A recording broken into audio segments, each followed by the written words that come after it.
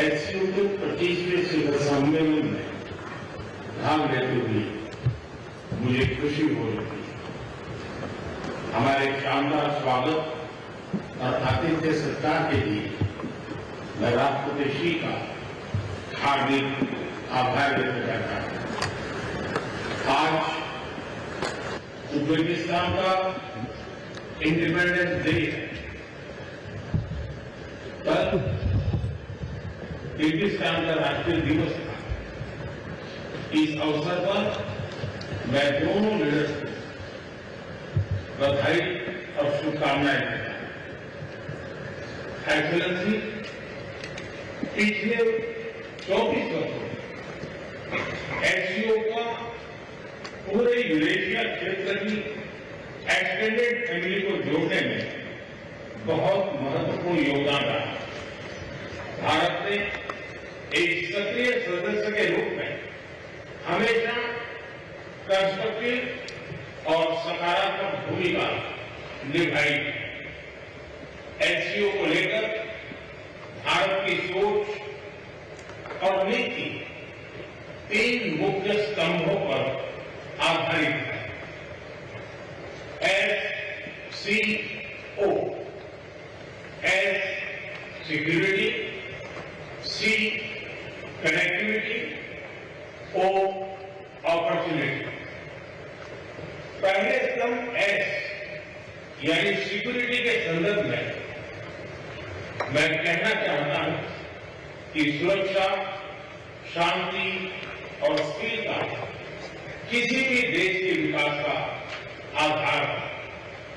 किंतु इस मार्ग में आतंकवाद, अलगाववाद और अतिवाद बड़ी चुनौतियां हैं।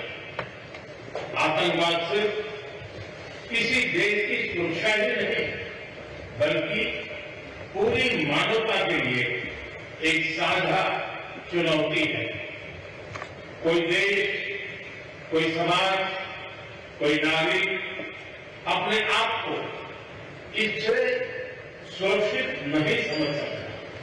इसलिए आतंकवाद से लड़ाई में भारत ने एकजुटता पर बल दिया। इसमें एचसीओ रेड्स की बहुत महत्वपूर्ण भूमिका रही। इस वर्ष भारत ने ज्वाइंट इंफॉर्मेशन ऑपरेशन को लीड करते हुए अल-कायदा और इससे जुड़े आतंकी संगठनों से लड़ने का इनिशिएटिव किया। हमने रेडिकलाइजेशन के विरुद्ध समन्वय बढ़ाने और मिलकर कदम उठाने का भी प्रस्ताव रखा।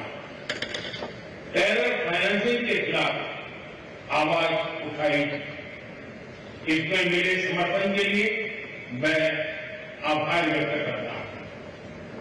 एक्सेलेंसी, भारत पिछले 4 दशकों से निर्मम आतंकवाद का दंश झेल रहा है।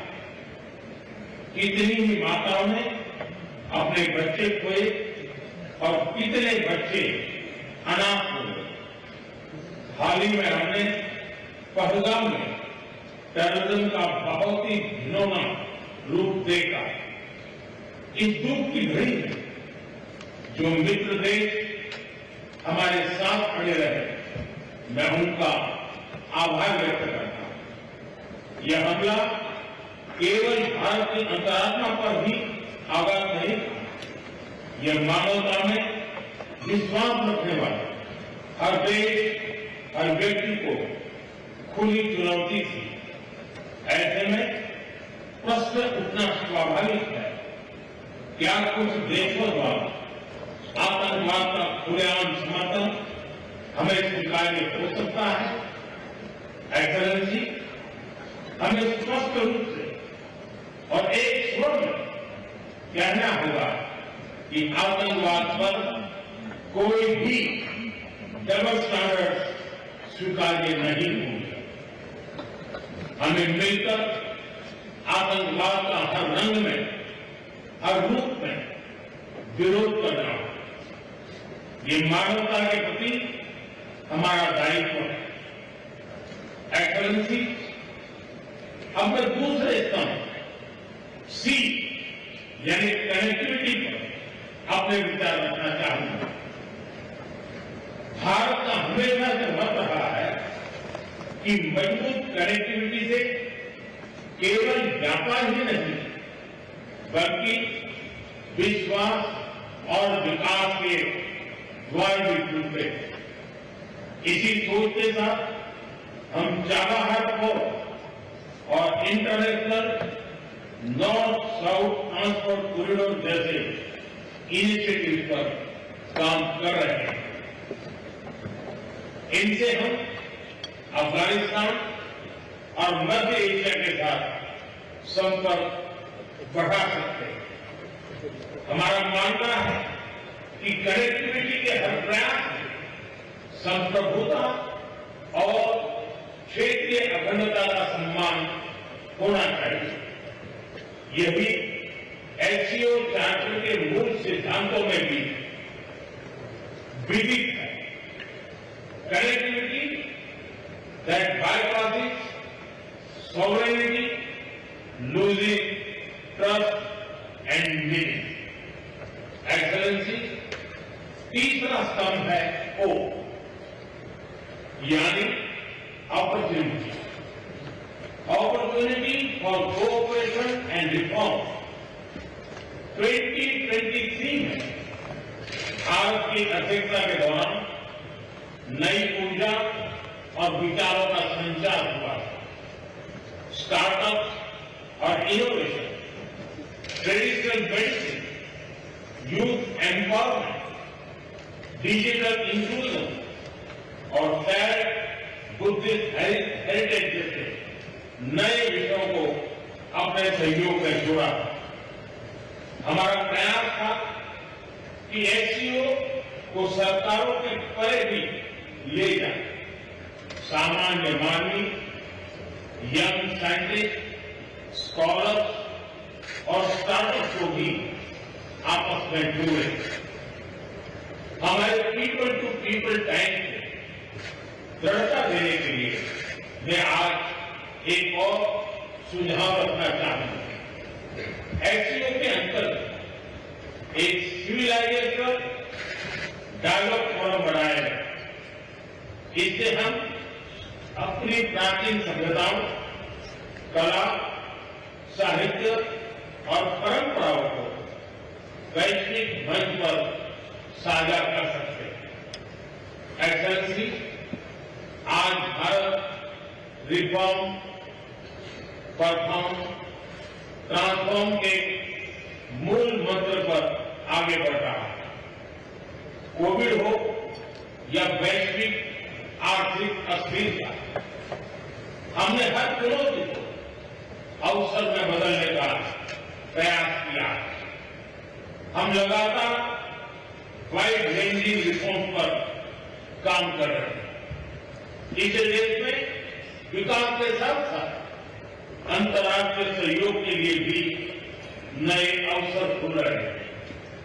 मैं आप सभी को भारत की विकास यात्रा से जुड़ने के लिए आमंत्रित करता हूं।